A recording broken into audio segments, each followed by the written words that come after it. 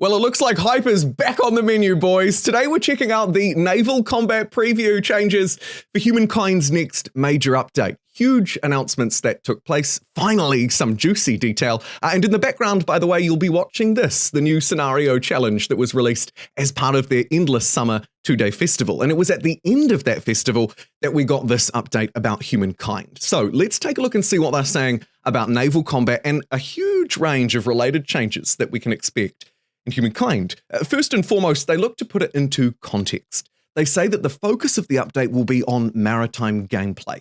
Many of the changes to make control of the oceans more rewarding, and they'll also impact landlocked parts of our empire as well. So it's not just boats that'll see a little bit of love here. They're expanding the resource system as well to make access to resources more granular, and they're rebalancing luxury resources in the process. They also make it clear that it's not just about those luxuries or naval combat, but about the system more broadly. They're reworking the trade system, for example, making it clearer, with fewer, thank goodness, but more valuable and, interestingly, vulnerable trade routes. What will this do? Well, it'll open up what they call lucrative opportunities to disrupt your enemy's trade through ransacking or other means. You might call that piracy, and not the you wouldn't download a car piracy. But actually real pirates and stealing trade and potentially treasure, although they don't quite go that far.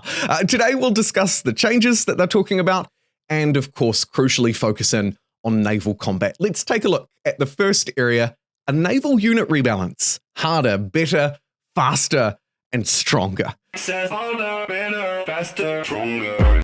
They say that many of us let them know that naval units were too slow and too weak in comparison to land units, especially as you moved through the game, once gunpowder became established. I would add to that also it felt a little bit difficult sometimes to actually get the proper naval units online quickly enough. But I guess I'm kind of saying the same thing, right? Land units were too strong in comparison to naval units, or you couldn't get your powerful naval units online quickly enough. How are they addressing it? Well, in the next update, they're rebalancing both the abilities and the costs of naval units across the board. Naval combat units, as well as air units for carrier support, will see increases to their movement speed, their attack range, or their combat strength. Late-game capital ships in particular are allegedly going to deliver devastating blows to land units if they get the chance to fire on them. That sounds very exciting to me. So, in summary for this section, units will be harder, better, faster, and stronger in the sea. In the next section, they talk about larger battlefields, boarding and bombardment. Let's take a look and see the detail. With faster speeds and longer ranges on the ships, the combat areas started to feel a bit too cramped, and that makes sense. If you're going to increase the scale of everything, then the battlefield probably needs to increase as well. So what they've done is they've increased the size of naval battles to let us take advantage of all of that extra movement and firepower. They've stretched the deployment zone to the very edge of the battlefield so that we begin every battle in the most favorable position. And lastly in this section, the battles will not feature a flag to capture like in normal melee battles, where you, of course, either have to take out all of the enemy units or capture their flag and defend it.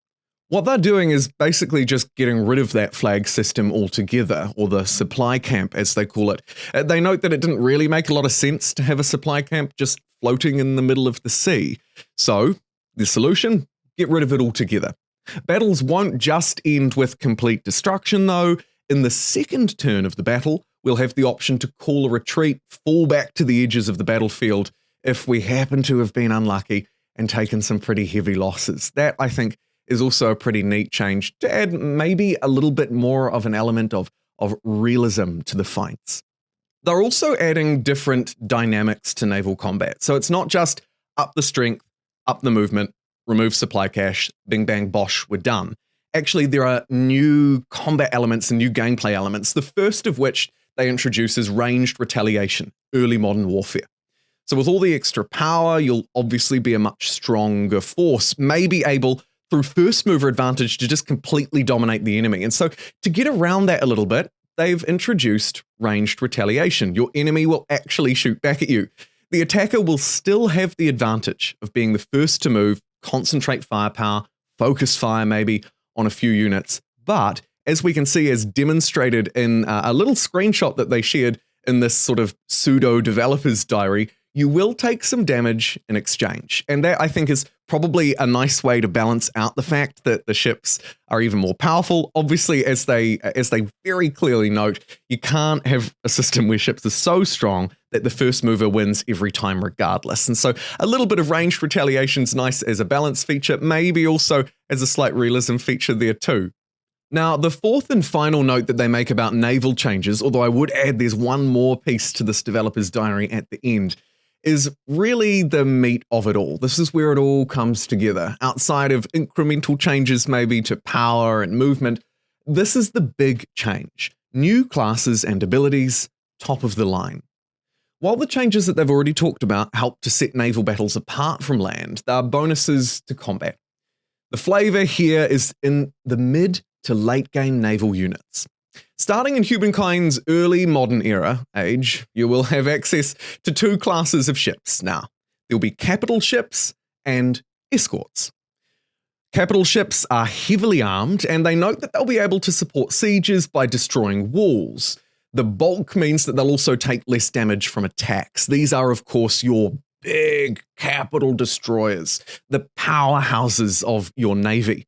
Most of them will also receive the Ship of the Line ability that gives them even higher combat strength when they're next to, adjacent to, two other allied units. And this is where the second element, the escort ships, will come in. This will, of course, encourage us to form a battle line, meet your enemies with a withering hail, they say, of cannon fire. Now, capital ships, as we've already discussed, are the big, meaty powerhouses. That also means, of course, that they'll be quite expensive, and that's where the escorts come in. They are cheap and faster ships. They won't possess that Ship of the Line ability, but instead, of course, their goal, their aim will be a little bit different.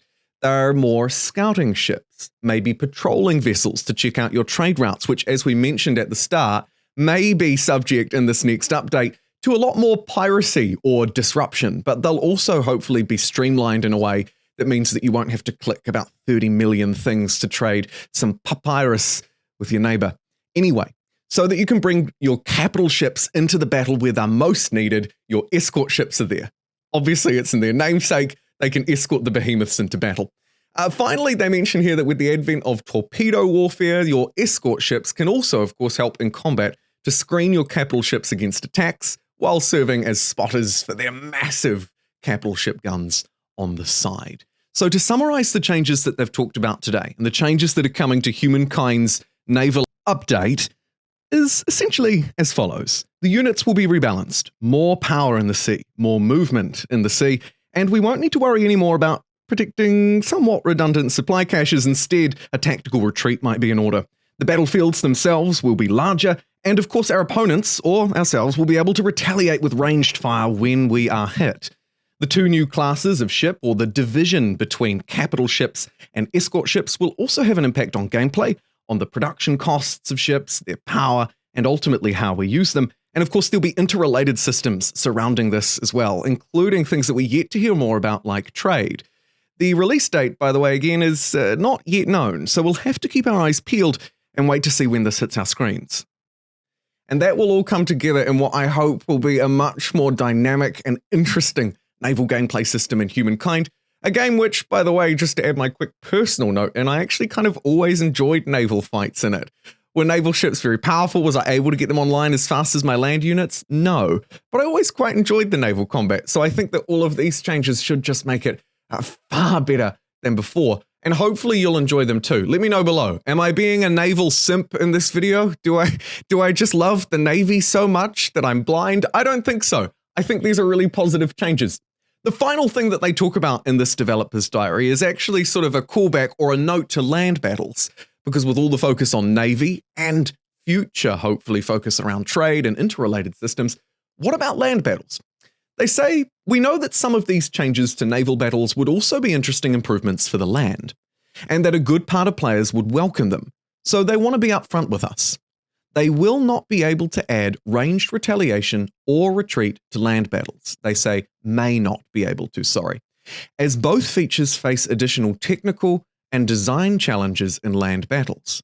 However, the expanded deployment zones are shared between sea and land, and air squadrons stationed within the battlefield can be used during the battle for both.